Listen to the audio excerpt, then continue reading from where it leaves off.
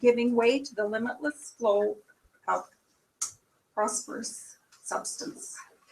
That's it. Beautiful. Thank you. Wonderful. Wonderful. So, how is everyone today? Awesome. Super. That's what I like to feel. And we've got a couple more people coming in right now. So here we go. Come on in. Come in. There we go. Yes. Okay, so I'm going to kick this off by just charging the field a little bit more, just by bringing a little piece of me that is God, that is me. And as I connect to that knowing, I celebrate that what is happening right here, right now, is that there is one. There is a field of oneness that is permeating, transforming, transcending, expressing, liberating, and informing through and as and for everyone. Everyone here, everyone in the world.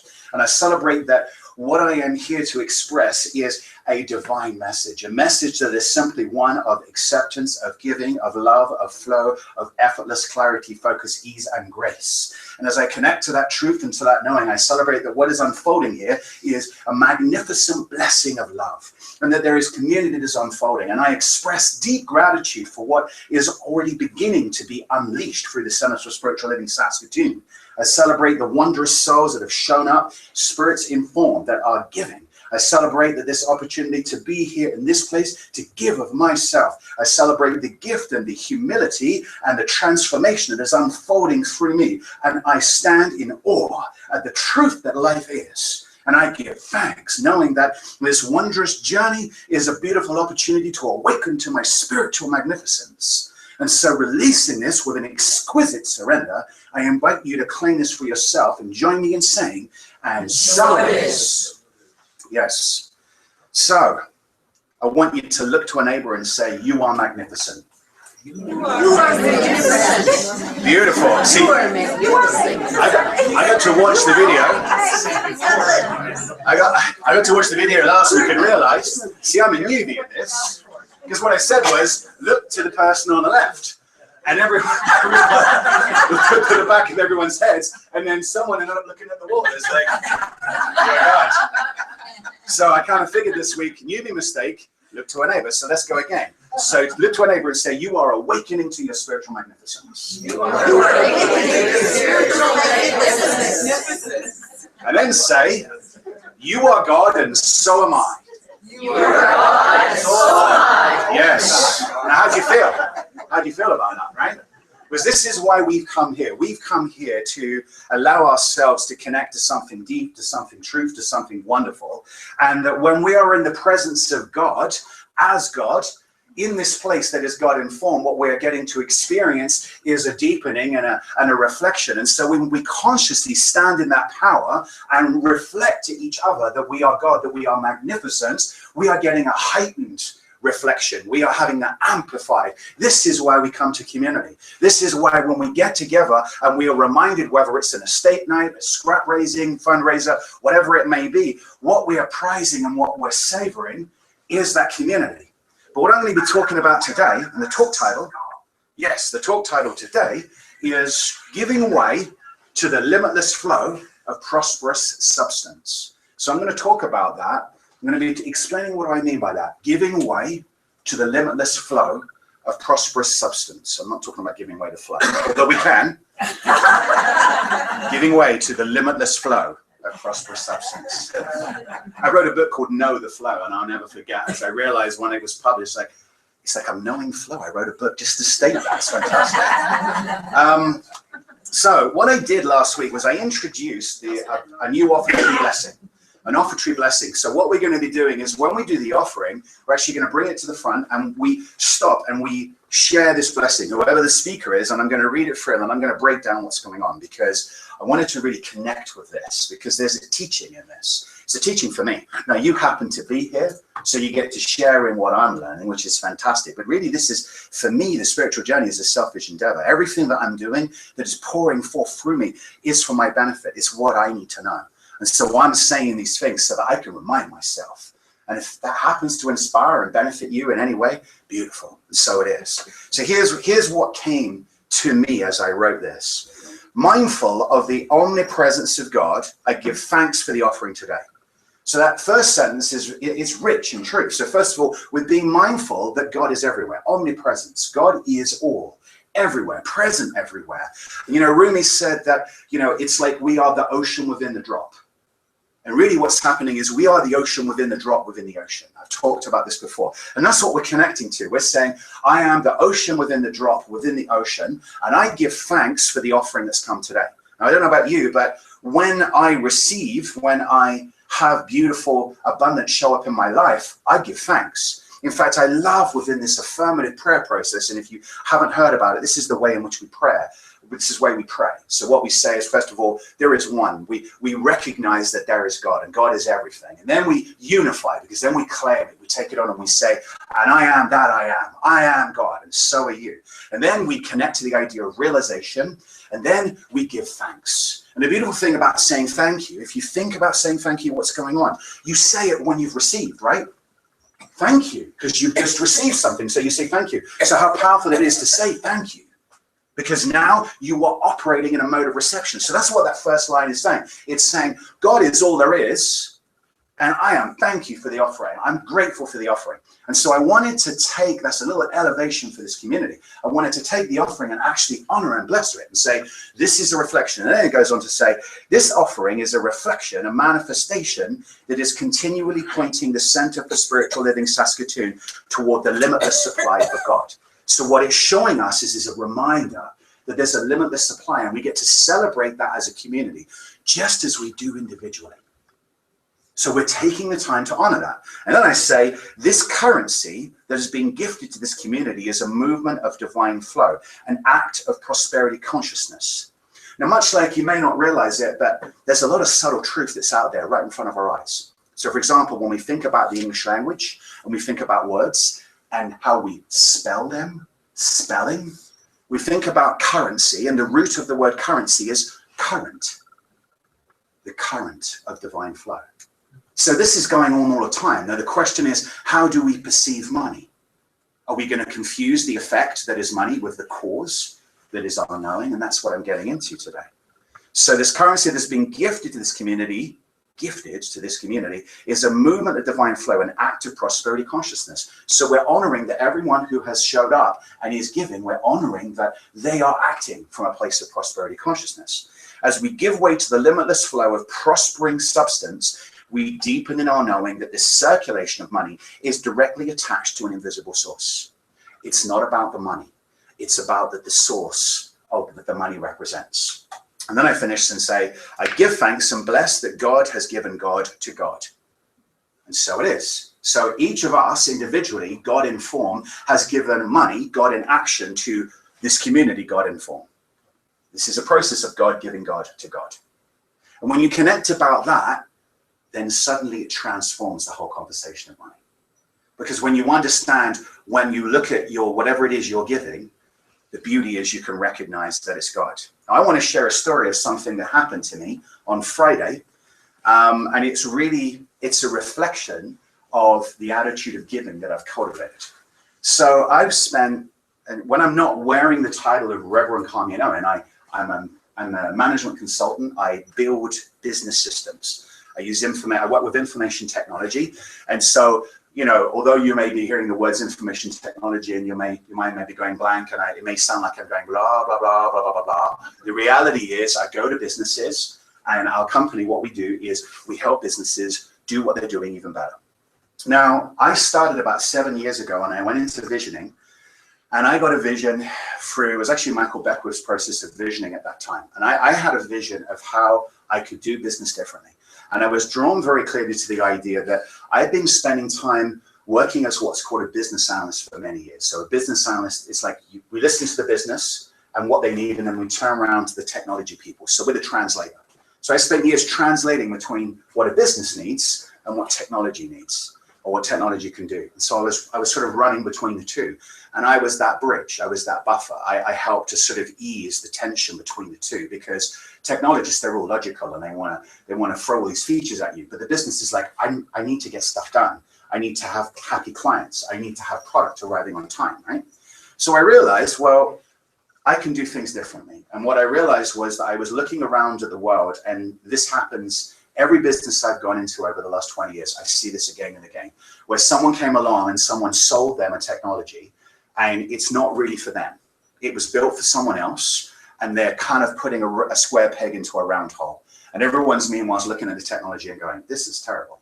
And like 5-10 years later, like there's a new technology and they repeat the cycle again and again. And so I had a vision that was pretty much showing me that's got to stop. That's not actually necessary. And so what I realized was that I needed to start on creating a business and working with our clients to really help them understand what they do. Now, as I was going through that journey, suddenly what I started to realize was that I had a gift and a desire to teach the people I was working how to develop these systems. And so that's what I started to do. I started to find then I could train people I worked for a couple of years with the province of Alberta, and I was training people who had an English major degree and they were property agents and they'd never looked at technology before in their life, really. And now they were trained to automate processes and they were putting information technology together. So I found there was a real momentum. Now there was a conversation I had with a few people because I was doing things very differently. Typically people in information technology or IT, they're all about, the masses, the unclean masses can't do this. No, this is for us over here and we'll deliver. So what's happening is these organizations are creating this sort of reliance, this model of reliance where you get them, they build it for you and then you work for a while and then you have to come back. So it's like, if you buy your first house and you're, say, maybe newly married, and at some point you decide to have a family, you may go, well, this little townhouse, now we need an extra bedroom or two, or we need a bigger garage, or we just need a bigger space. Well, what happens in the world of business is you buy that little house and then suddenly your business grows and you need to move, but it costs you a fortune. So what I realized was, well, by training organizations how to build their own extension, now there wasn't this model of reliance. And I was coming from the place, first of all, where technologists were telling me, the IT people were saying, well, you can't do that. And then it was pointed out to me by people in business management, well, you're giving it away. Aren't you concerned now you're going to run out of work? And the funny thing is that hasn't happened. So what happened about 5 years ago, there was a group at the University of Alberta. And what they're responsible for, they're the Department of Family Medicine. And what they do is they oversee the training of medical doctors. This is pretty serious business, right? The first 2 years of medical school, and then for year 3 and 4, they go through their rotations. They're going through their rounds. They're now mentored by an advisor teacher. And those 2 years, that year 3 and year 4 is instrumental. Now, the problem that the University of Alberta had was their certification to be a teaching university for doctors was at threat, because the national body was going, there's a massive problem for medical education throughout the world. Doctors are going out to practice and there's no body of evidence that says they're competent. We're relying on one teaching doctor. So they worked out on paper a process of how this could be done, something they called a field note, which looks a little bit like a prescription, where the teaching doctor will observe the student, the learner doctor, and they'll go, well, I saw in that communication with this patient, you weren't so professional, like really pay attention, and then they would hand it over. But they saw what I was doing with another company, and they were at a presentation and they said, well, we have this paper process, can you help us? It's like, okay. So we rolled out version 1 about 4 years ago, and it's been running, and we've just rolled out version 2. And what version 2 now does, not only does it have that process of feedback inside a web page, wherever they're at, but every 4 months it runs them through a report process, produces a Word document that then gets approved with all of the electronic signatures, and then it gets sent to the external body. So they now have this body of evidence. And then on Friday, I found out that we won the University of Alberta's 2015 Information Technology Excellence Award. Yeah. All right. So what's so exciting about that is that, to me, first of all, I know that the source of the idea was vision. It was visioning. And I know then that the maintenance and the cultivation and the nurturing the idea was meditation and affirmative prayer. So I was open to a bigger idea. And then as I had this urge to give, to train, to give it away, to empower people, to come from a place of love, more and more business came. And now this award is just one more reflection. And it's really a result of my having cultivated an attitude of giving.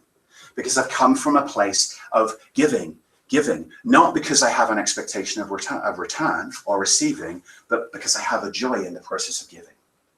And then I start to see a wonderful prosperity in my life, And now I'm seeing things like awards that are coming up that are wonderful reflections that this system probably costs significantly less than any other system at the U of A, and yet it's being classed as the best.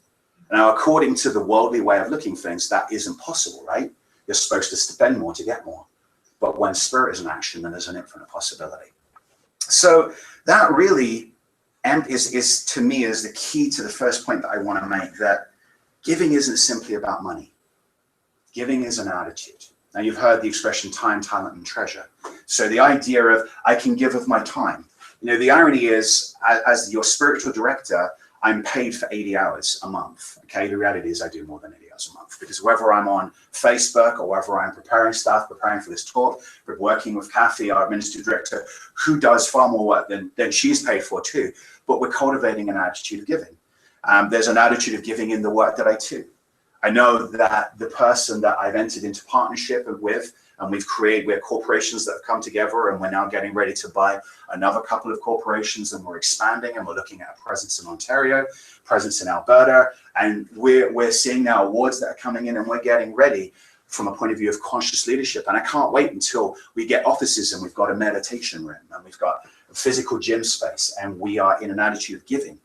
And that when we go through this process of hiring, we're connecting with people who are sitting down in front of us and asking them truly to tell us why they're here. And if they start talking about the pay and the benefits, I'm going to switch off. But if they start talking about something greater and something more interesting and something that stirs them from within, then, okay, then I'm maybe going to get a little bit more interested, and I'm going to be guided by spirit.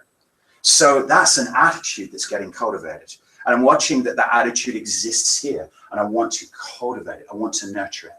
I've been saying, I've had a chance to stay with Flo this weekend and with Deborah, and I'm just blown away. And I'm going to take time to try and recognize people. You know, we can't recognize everyone all the time, but I want to recognize Flo right now, because I've watched Flo.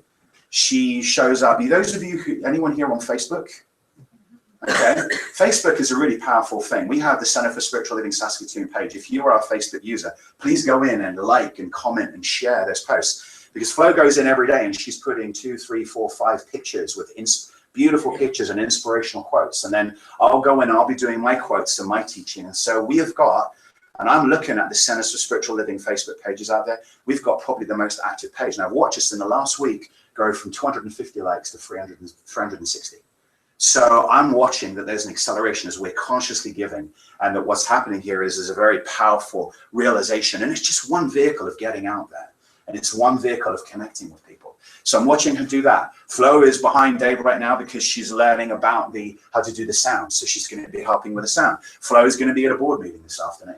Okay. Now, that's not to single out Flo to the exclusion of everyone else, but I was really struck then, not only that, by her inviting me into her home and giving me a place to stay as I've come in from Edmonton to stay here for the weekend. So thank you, Flo. I mean, you know, to me, it's evident that you are an example, and I see it all around, of an attitude of giving. And what we have is a core.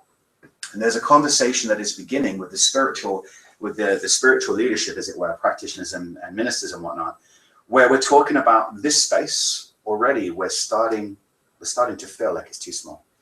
And come September, October, I mean, we're already in the process of visioning for a space where we can present and we can maintain this space. We can have this as a space for classes, for office, to have that grounding, that place to be settled.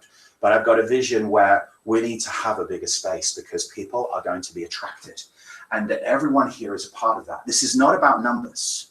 It's not about numbers. This is about the field that we co-create. Now, what happens when more people come in, there's an amplified field. At the beginning, I said, you know, to look at your neighbor and to talk and to tell them how magnificent they are. And the feeling that the field was shifted. We co-created, we're divinely distributing a field here. Now, it's very interesting because here we are. We are an attractive force. When you think about it, in the world, there's all these books. You ever read the prosperity, any of those prosperity books? And they can be talking about be assertive. You know, be assertive and really, you know, make sure that you're dealing with power and selfishness and greed. Make sure that you're out for number one and just be determined and driven. And of course, the basis here is fear. Because if you're not assertive enough, you won't get. Well, when we come from a spiritual point of view, we know that really the more that we give and the more that we listen and the more we're in that space, the more that spirit flows through us. Now, that's going on. There's a lot of different frequencies and conversations out in the world, but that's going on around us. And what we're doing is we're co-creating a field. There's a reason why at 10 o'clock I have the meditation in here, because I want those that are here meditating to charge this field so that those that come in for 10:30, they're feeling something more. Just as then when I get up to speak, I'm charging the field and you're charging the field. And what we're doing is we are emanating, and there are ripples and waves of an elevated vibrational frequency. We are changing the world where two or more are gathered. And that is the nucleus. And we have this core. And as we get clear on this, we are an irresistible attractive force that is going to see a change in the world, in Saskatoon around us. And we are an attractive force. And I know this and I feel this. And I know as I witness the attitude of giving around me, I know that that's going on. And interestingly, though, there's a counterpoint, because I have to say that I think that when it comes to money, the church has been a part of the problem. I think that the church has sadly neglected the law of giving. I think the focus around money has been talking about you should give, a portion of your income back to God. Well, okay, that's like entering into a bartering conversation. Because if I get, I should give it back. There's an expectation there. That's a bartering, because if I give, then I'll get back. No, spirit doesn't work from a place of bartering. I think that what's happened is sometimes preachers or spiritual leaders have gotten into that perspective of wanting to talk about money because they need to be supported. What I love about myself is I've shown up. I went into ministry knowing that I was already mastering the lesson of prosperous substance. I have this wonderful abundance. I celebrate that probably I'm close to tithing back what I'm paid by this community. In fact, I tithe, there's the travel allowance, so I fly, but I actually I give back more than I'm paid to do this job. Okay, because it's not a job, it's a calling. And I am cultivating the attitude of giving, and I'm always stretching. There's a story of, you ever heard of Colgate toothpaste?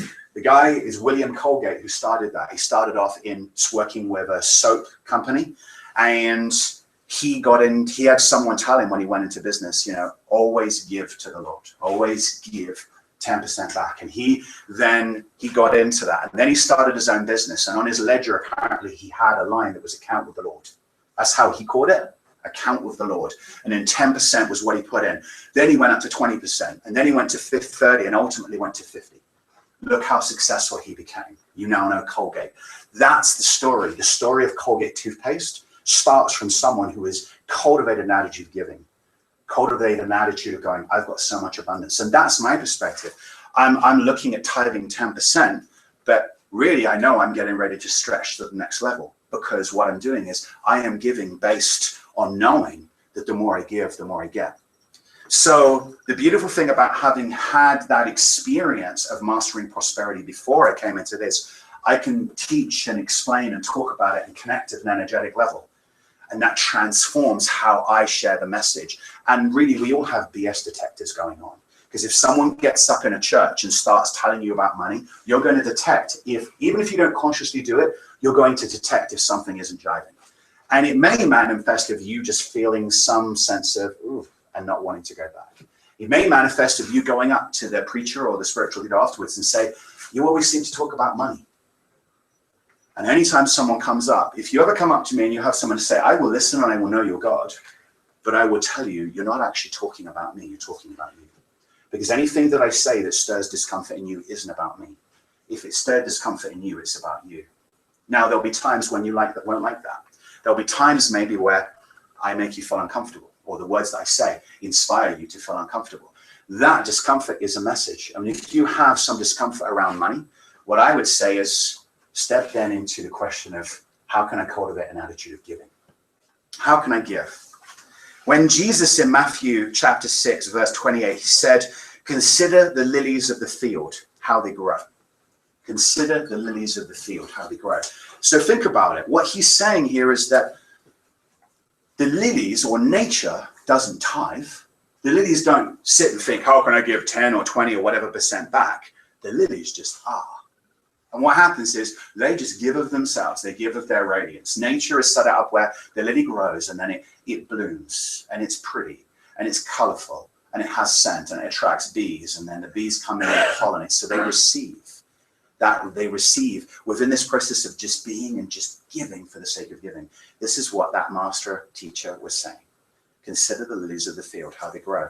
If you like walking in nature, walk through nature and connect with the idea that there is a process of giving, because the quality of life is giving, it's growing, it's expansion. So when we shift from that question of what can we get to how can we cultivate giving, what we're doing is we're now aligning with the qualities of God. We're operating as nature, which is God in form at a certain vibration, with God as life-givingness, life-goodness. We're shifting into that knowing, and it's transformative. And in the love letter, if you don't receive the weekly love letter or our newsletter, I send out an email. It came out on Friday, and in that I talked about crop rotation. I started off with that because I was saying, think about it. I mean, Saskatoon's a farming background. So I had someone point out to me, it might help if you give some farming references. So I figured, okay, I'm not from Saskatoon, I'm from London, England, Actually, I was born in Nottingham, and I'm one of the merry men. So crop rotation, in 6000 BCE, they were working out, Middle Eastern farmers, that they needed to leave a field life hour. In other words, to not grow crops. They worked that out, and they didn't know the chemical understanding. They didn't have the technology to understand what was happening chemically. But then over time, the realization was, well, when we put some form of nutrients, when we fertilize the soil, and we give it a chance to rest, the next year, the crops are so much better. Someone probably at some point had an inspiration, spirit speaking, because the consciousness and the acceptance was there in the mind of whoever it was had that idea. And then suddenly, boom. There it was. So when we connect to that, when we look around, we'll see that life is giving, it's growing, it's about expansion.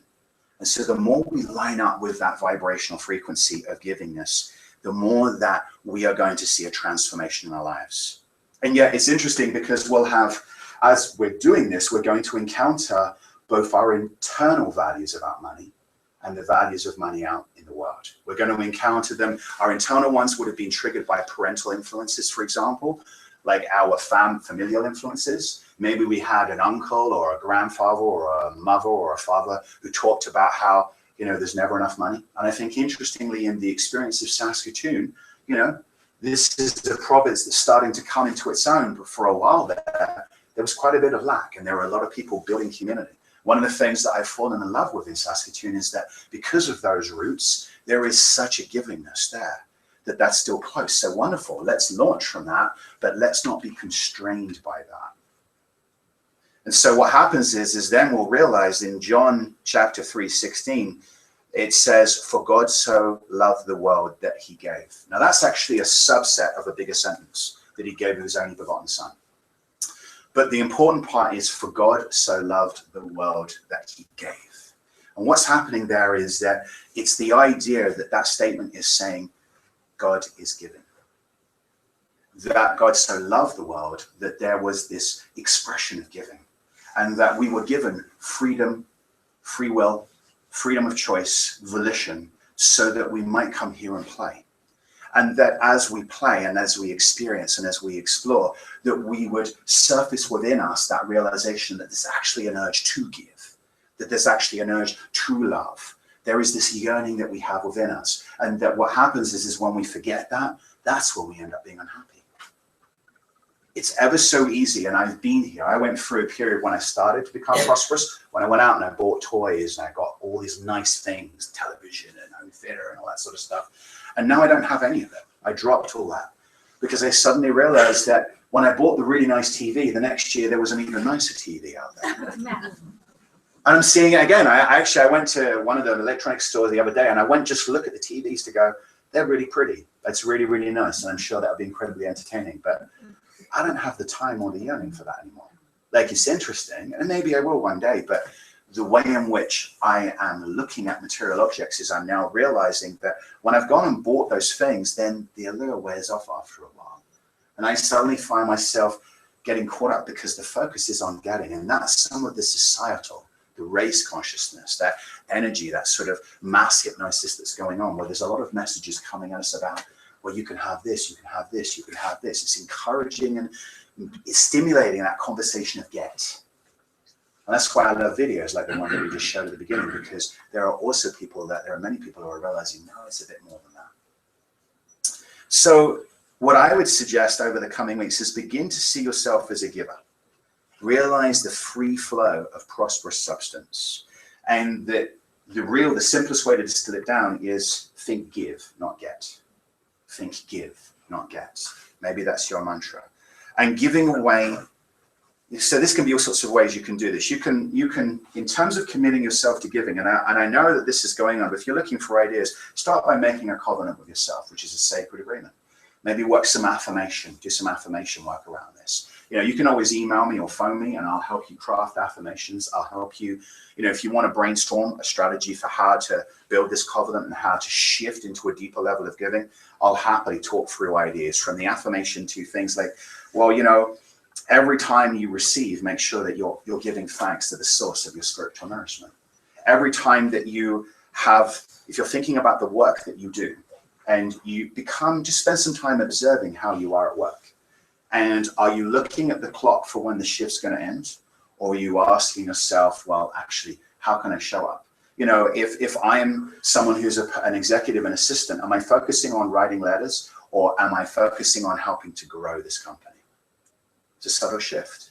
There was once someone who was working on railroads, two guys, one of them got promoted, ended up being the president, went for a tour around, came back, and the guy remembered him. He said, hey, Sam, do you remember? I remember when we were laying railroad track together, laying this track together. And he said, well, I was building a railroad. Yeah. So when we think about an attitude of giving, it can happen in our work and we can observe what's going on. So take some time to check in and do an inventory of your attitude of giving when you're showing up in work. You may have seldom used possessions. If they're sitting around, then take some time to go give them. You may have an opportunity. We're doing these leadership development workshops because we're moving towards what we're calling the Ministry of Outrageous Care. And all that is about shared leadership. It's about a way of making sure that if people want to get together in community, if someone's got an idea, working with Maria, and Maria's going to help me present today, because we're going to be talking about how to set up these sacred circles and ensure this healthy communication, and that's going to empower those who are leading with more information and practice and skills so they can lead more effectively to hold the space, so that people can come in and actually share in a common interest. And these sacred circles can be about sacred circles. Or I heard a really good one that's surfacing about healthy eating and coming together to cook lots of foods that we can then share, but all that's sourced with really good foods. And so that what we're starting to do is to connect with things that are of interest. So what we're trying to do as a community, you'll notice that these workshops are given for free because we're trying to give away. We're trying to give. I want to cultivate that attitude of giving. And these sacred circles, when they come together, that will be more giving that happens. And that what we'll find ourselves as a community is we're constantly being reminded to cultivate that attitude of giving. And I want to encourage you at an individual level to do that, because as you go back into the world and you connect with how you are cultivating your attitude of giving, you will elevate your vibrational frequency. And as you do that, we are all elevated. So the more of us that do that, we're collectively building this field. And then when we come together, now we're bringing our elevated vibrational frequency to this mix. We're amplifying the field even further and become even more of an attractive force. Because when it comes down to it, that giving makes truth work. And reality is, spirit is yearning for you to be a receiving channel.